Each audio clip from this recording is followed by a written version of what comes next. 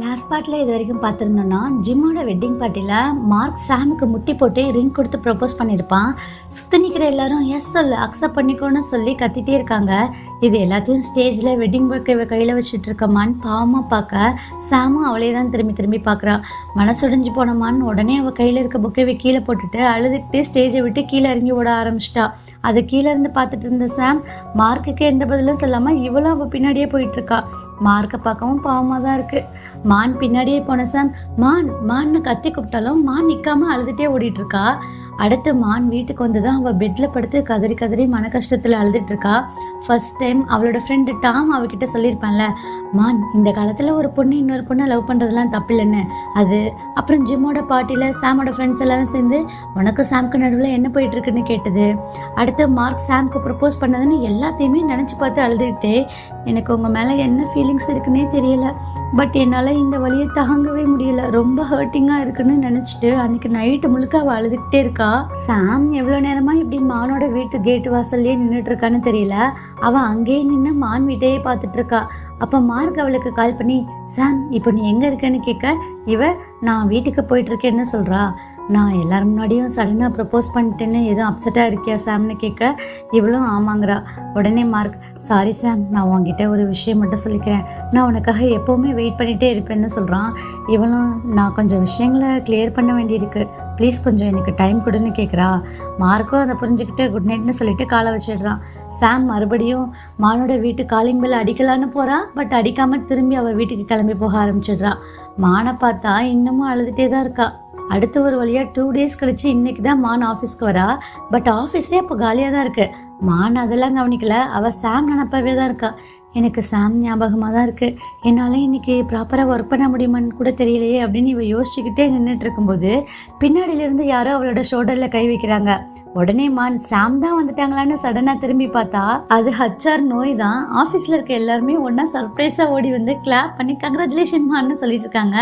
என்ன காரணம்னா கனி தான் சொல்கிறாங்க, மான் லேடி பாஸ் சொன்ன மாதிரி 500K சப்ஸ்கிரைபர் வர இன்னும் நமக்கு 1000 சப்ஸ்கிரைபர் தான் வேணும்னு சொல்ல எல்லாருமே ஹாப்பியாக கிளாப் பண்ணி சந்தோஷப்பட்டுட்டு இருக்காங்க. அதோட 2 டேஸாக நீ 6 லீவ் வேறு எடுத்திருந்தல, இப்போ பரவாயில்லையான்னு கேட்க, இவளும் இப்போ எனக்கு கொஞ்சம் பரவாயில்லன்னு சொல்கிறா. அச்சா, மான் லேடி பாஸ் ரூம்லேருந்து உனக்கு எதாவது திங்ஸ் வேணும்னா நீயே போய் எடுத்துக்கோன்னு சொல்லவும் இல்லை அதெல்லாம் எனக்கு எதுவும் வேணாம் அப்படின்னு சொல்லிட்டு அப்போ தான் பார்த்துட்டு கேட்குறா, என்ன இன்னைக்கு லேடி பாஸ் ஆஃபீஸ்க்கு வரலையான்னு கேட்க, அச்சாரா ஆமாம் அவங்க இன்னைக்கு லீவ்னு சொல்லி கால் பண்ணி சொன்னாங்க அப்படின்னு சொல்லிட்டு, அதோட அவங்க 2 நாள் சேர்ந்தப்பல இது வரைக்கும் லீவ் எடுத்ததே இல்லை, இதான் ஃபர்ஸ்ட் டைம்னு சொல்லவும் அதை கேட்டதும் கனி, ஒரு வேளை லேடி பாஸ்க்கு ரொம்ப உடம்பு சரியில்லை போலன்னு சொல்லிட்டு, சரி வாங்க மானோட சக்ஸஸாக நம்ம செலிப்ரேட் பண்ணலாம்னு சொல்லி எல்லாருமே என்ஜாய் பண்ண ஸ்டார்ட் பண்ணிடுறாங்க. அடுத்த சீனில் பார்த்தா அன்னைக்கு ஈவினிங்கே மான் சாமோட வீட்டு வாசலில் வந்து காலிங் பெல் அடிச்சிட்டு இருக்கா. சாம் வந்து கேட்டை திறந்ததும் மான், இப்போ நீங்கள் எப்படி இருக்கீங்கன்னு கேட்க, நல்லா தான் இருக்கேன் அப்படின்னு சொல்கிறா. மான் உடனே சாமோட நெத்தியில் கை வச்சு எதுவும் ஃபீவர் அடிக்குதுன்னு தொட்டு பார்க்கவும் சாம் சடனாக விலகிட்டு, அதான் சொல்கிறேன்ல நான் நல்லா தான் இருக்கேன்னு அப்படின்னு சொல்கிறா. இல்லை ஆல்ரெடி 2 டேஸாக நீங்கள் லீவு ஆஃபீஸ்க்கு வரலன்னு சொல்லி கேள்விப்பட்டேன்னு சொல்ல, நான் தானே ஓனர், எனக்கு எத்தனை நாள் லீவ் வேணுமோ அத்தனை நாள் நான் லீவ் எடுத்துப்பேன், நீ வீட்டுக்கு போ, எனக்கு கொஞ்சம் முக்கியமான வேலை இருக்குன்னு சொல்லி மானை உள்ளே கூட கூப்பிடாம போக சொல்கிறா. உங்களுக்கு நான் எதுவும் ஹெல்ப் பண்ணட்டுமான்னு இவ கேட்டாலும் நான் உன்னை வீட்டுக்கு போக சொன்னேன் அப்படின்னு சொல்கிறா. உண்மையாகவே நான் போகணுமான மான் பாவமாக கேட்டாலும் சாம் பாட்டுக்கு ஆமாம் போ, நாளைக்கு ஆஃபீஸில் பார்க்கலாம், சில இம்பார்ட்டன்ட் மேட்டர்ஸ் பற்றிலாம் பேசணும்னு சொல்லிட்டு திரும்பி கூட பார்க்காம கேட்டை சத்திட்டு அவள் பாட்டுக்கு உள்ளே போய்டுறா. பாவமாக நான் அப்படியே வெளியே நின்றுட்டுருக்கா. அடுத்த நாள் ஆஃபீஸில் தான் காட்டுறாங்க. எல்லாருமே மீட்டிங் ஹாலில் தான் அசம்பிள் ஆகிட்டு இருக்காங்க. கனி HR கிட்ட, நோய் லேடி பாஸ் இப்போ எதுக்காக மீட்டிங் வச்சுருக்காங்கன்னு கேட்க, அது மான் டேக்கர் பண்ணிகிட்டு இருக்க டைவர்சிட்டி பாப்பேஜ் பற்றி பேசுதான்னு நினைக்கிறேன்னு சொல்கிறாங்க. அப்போ மீட்டிங் அட்டன் பண்ண ஆன்டிமியும் வரதை பார்த்ததும் சின்ன உடனே நீங்கள் எதுக்கு வரீங்கன்னு கேட்டால், எனக்கு எப்படி தெரியும், லேடி பாஸ் என்னையும் அட்டன் பண்ண சொன்னாங்கன்னு சொல்லிட்டு இவங்க இப்படி பேசிகிட்டு இருக்கும்போதே சாம் அங்கே வந்துடுறா. இப்போது நம்ம டைவர்சிட்டி பாப்பேஜில் 4,99,000 ஃபாலோவர்ஸ் இருக்காங்க. இதை பார்க்கும்போது மக்களுக்கு நம்ம கண்டென்ட் பிடிச்சிருக்கு போலன்னு இவ சொல்ல ஆரம்பிச்சிட்டு இருக்கும்போதே கனி, என்னால் நம்பவே முடியல மேடம், மான் இவ்வளோ நல்லா ஒர்க் பண்ணுவான்னு, இன்னும் 1K சப்ஸ்கிரைபர் தான் வேணும் 5 மில்லியன் ரீச் பண்ணன்னு ஹாப்பியாக சொல்ல, சின்ன என்னன்னா ஆமாம் நிறைய பேர் நம்ம கண்டென்ட்டுக்கு கமெண்ட் பண்ணுறாங்க ஷேர் பண்ணுறாங்கன்னு சொல்கிறான். HR அவங்க பங்குக்கு மான் மாதிரி ஒரு எம்ப்ளாயி நம்ம ஆஃபீஸில் இருக்கிறதுக்கு நம்ம கொடுத்து வச்சிருக்கணும்னு சொல்லிட்டு கிளாப் பண்ண ஆரம்பிச்சிடுறாங்க.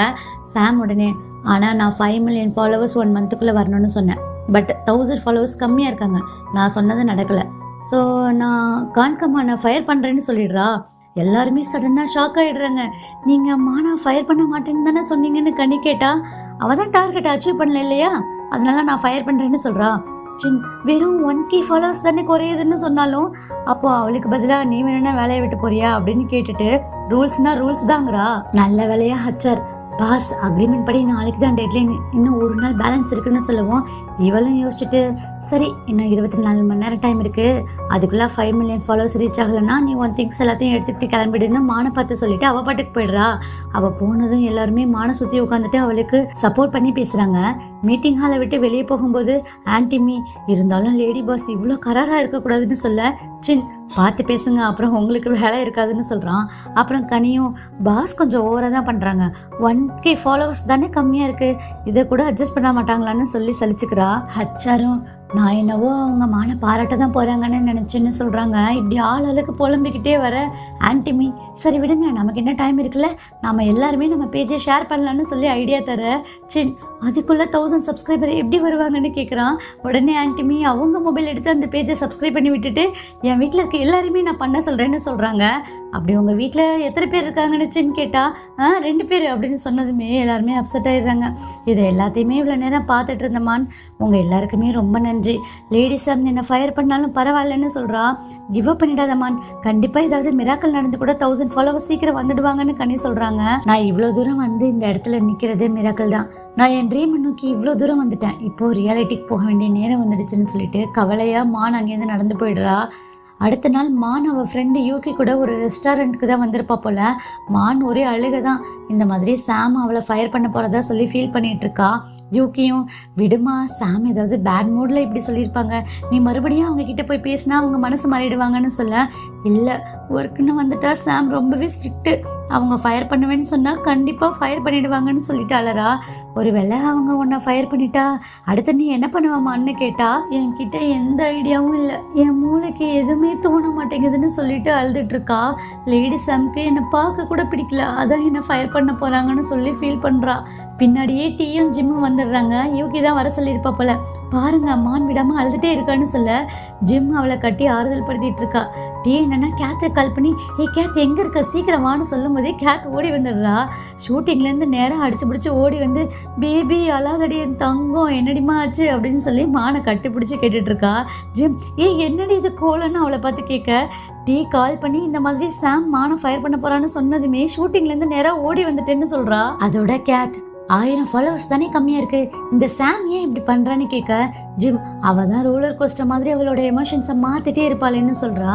மான் அழுதுகிட்டே என்ன ஆச்சுன்னே தெரியல, ஜிம்மோட வெட்டிங் பார்ட்டிக்கு அப்புறம் லேடிஸ் டோட்டலாக மாறிட்டாங்க, நான் மெசேஜ் பண்ணாலும் ரிப்ளை பண்ணுறதில்ல, கால் பண்ணாலும் எடுக்கிறதில்ல, சரின்னு வீட்டுக்கு பார்க்க போனாலும் என்னை திருப்பி அனுப்பிட்டாங்க, வீட்டுக்கு உள்ளே கூட விடலை, இப்போ என்னை ஃபயர் பண்ண போகிறத வேற சொல்கிறாங்கன்னு சொல்ல. இது எல்லாத்தையுமே கேட்டுட்டு இருந்த யூகி சடனாக ஒரு நிமிஷம் ஜிம்மோட வெட்டிங்க்கு அப்புறம் தான் சாம் மாறிட்டாங்கன்னு சொன்னல, ஒருவேளை லேடி சாம் மார்க்கை கட்டிக்க போகிறாங்களோ அதான் உன்னை ஃபயர் பண்ண போகிறாங்க போலன்னு யோசிக்காமல் சட்டுன்னு சொல்லவும் எல்லாருமே அவளை தடுக்க பார்க்குறாங்க. அவள் சொல்கிறதெல்லாம் கேட்காதம்மான், ரொம்ப திங்க் பண்ணாது, அப்படிலாம் எதுவும் இருக்காதுன்னு சொல்லி மற்ற 2 பேரும் அவளை சமாதானப்படுத்துகிறாங்க. டீ எழுந்து சாம் மார்க்கை லவ் பண்ண வாய்ப்பே இல்லை, அவனை ஒரு ஃப்ரெண்டாக மட்டும்தான் அவள் பார்க்குறான்னு சொல்ல.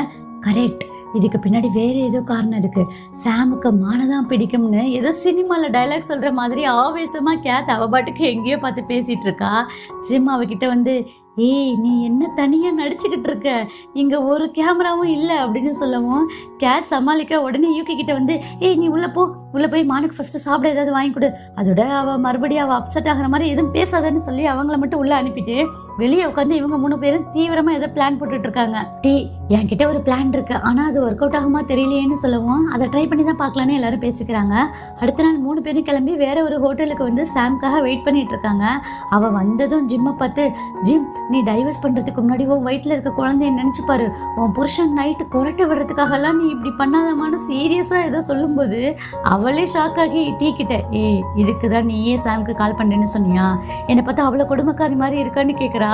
இந்த டீ தான் இப்படி போய் சொல்லி சாம் வர வச்சிருப்பான் போல, அவனும் அப்படி சொன்னாதான் சாம் நம்புவான்னு தான் சொன்னேங்கிறான். அப்புறம் கேட் தான் சரி வந்துட்டு உனக்கும் என்ன ஃபைட்டுன்னு கேட்க அப்போ மானை பற்றி கேட்குதா என்ன வர சொன்னீங்களான்னு கேட்குறா.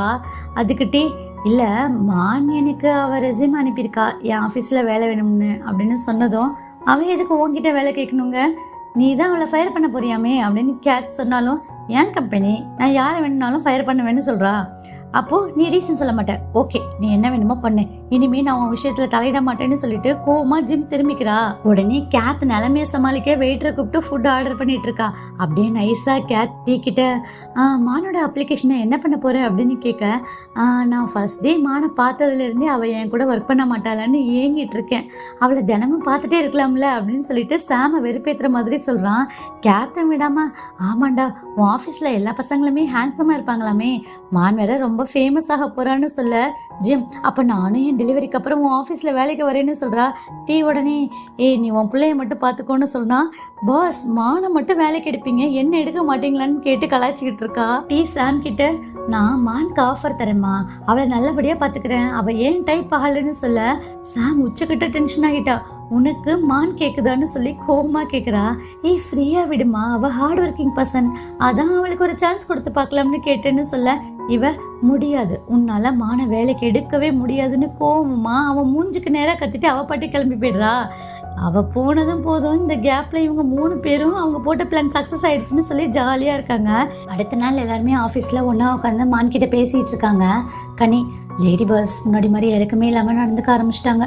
நான் கூட மார்னிங் வந்து ஒர்க் பண்ண ஆரம்பிச்சதான் அவங்க மாறிட்டாங்கன்னு நினச்சேன், ஆனால் அவங்க கொஞ்சம் கூட மாறவே இல்லைன்னு சொல்லவும், ஆன்டிமி அவங்க கூட வேலை பார்க்குறவங்க எல்லா ஹவுஸ்மேட்ஸோட மொபைலையும் பிடுங்கி எடுத்துகிட்டு வந்துட்டு இருக்காங்க. இது எல்லாத்துலேயும் நம்ம பேஜ் சப்ஸ்கிரைப் பண்ணி விட்டா அப்போயாச்சும் மாணவ டார்கெட்டை ரீச் பண்ணுவாளான்னு பார்க்கறதுக்காக எடுத்துகிட்டு வந்தேன்னு சொல்கிறாங்க. இது எல்லாத்தையும் பார்த்தமான் எல்லாருக்கும் ரொம்ப நன்றி, எனக்காக ரொம்பவே ஹெல்ப் பண்ணுறீங்க. 500K சப்ஸ்கிரைபர் வந்தால் கூட லேடிஸை என்னை ஃபயர் பண்ண தான் போகிறாங்க அப்படின்னு சொல்கிறா. கனி, நீ ரொம்ப கிளவரான பொண்ணுமான், கண்டிப்பாக உன் மனசில் பட்டது எல்லாத்தையும் நீ வெளியே சொல்லுவேன், ஆனாலும் அதை ஹம்பிளாக சொல்லுவேன், எல்லாருக்குமே உன் கூட வேலை பார்க்கனா ரொம்ப பிடிக்கும், கண்டிப்பாக நீ உன் லைஃப்பில் சக்ஸஸ்ஃபுல்லாக வருவமான்னு சொல்கிறாங்க. ஆன்டிமி, நீ வேற எங்கேயாச்சும் ஜாப் பண்ணணுன்னா சொல்லுமா, அங்கே வந்து நீ எப்படிப்பட்ட பொண்ணு நான் உனக்கு எடுத்து சொல்கிறேன் அப்படின்னு சொல்லிட்டு இருக்காங்க. ஹச்ஆர், கம்பெனி விட்டு போனால் கூட நம்ம எப்போவுமே டச்லேயே இருக்கலாம் அப்படின்னு சொல்லிட்டு இருக்காங்க. ஃபினான்ஸ் லேடி என்ன சொல்கிறாங்கன்னா, லேடி பாஸ் எப்போவுமே அவங்க ஓல்டு எம்ப்ளாயிஸை கான்டாக்டே பண்ணதில்லை, ஒரு எம்ப்ளாயி இந்த ஆஃபீஸை விட்டு போனால் அவங்க இந்த உலகத்தை விட்டே போனதாக அவங்க நினச்சிட்டு இருப்பாங்க போல, அப்படிதான் ஒரு ஓல்டு எம்ப்ளாயி நம்ம பாஸை பார்த்துருக்கா, ஆனால் இவங்க அவளை பார்த்தோம் பார்க்காத மாதிரி அவங்க பாட்டுக்கு போயிட்டாங்கன்னு சொல்கிறாங்க. மிஸ்டர் சின் என்ன சொல்கிறான்னா, இல்லை நம்ம பாஸ்னா அவ்வளோ மோசமானவங்க இல்லைன்னு சொல்கிறான். மான், இல்லை அவங்களாம் என்னை கான்டாக்ட் பண்ண விருப்பமே பட மாட்டாங்கன்னு சொல்லிட்டு இருக்கா. அப்புறம் எல்லாருமே எழுந்து வந்து அவளுக்கு ஹக் கொடுத்துட்ருக்க. இவளும் தேங்க்ஸ் சொல்லிட்டு, கொஞ்ச நாளே நான் அவங்க எல்லாருக்கூடையும் ஒர்க் பண்ணியிருந்தாலும் நீங்கள் எல்லாருமே எனக்கு பெஸ்ட்டான மெமரிஸை தான் கொடுத்துருக்கீங்கன்னு சொல்கிறா. எல்லாரும் ஹக் கொடுக்கறத பார்த்துட்டு சின்ன எழுந்து வந்து மானுக்கு ஹக் கொடுக்க வர எல்லாருமே தடுத்துட்டு இருக்காங்க. அப்புறம் அவன் ஆன்டிமியை கட்டி பிடிச்சிக்கிறான். டார்கெட்டை ரீச் பண்ண முடியலன்னு மான் இப்போ ஆஃபீஸை விட்டு கிளம்ப போறா. அதான் கனியும் கேட்குறா, மான் நீ லேடி பஸ்க்கு குட் பை சொல்லாமலே போறியான்னு கேட்க இவளும் அதை தான் யோசிச்சு பார்த்துட்டு இருக்கா. இதோட இந்த பார்ட் முடியுது. ப்ளீஸ் லைக் பண்ணுங்க, கமெண்ட் பண்ணுங்க, சப்ஸ்கிரைப் பண்ணுங்க. Thank you all.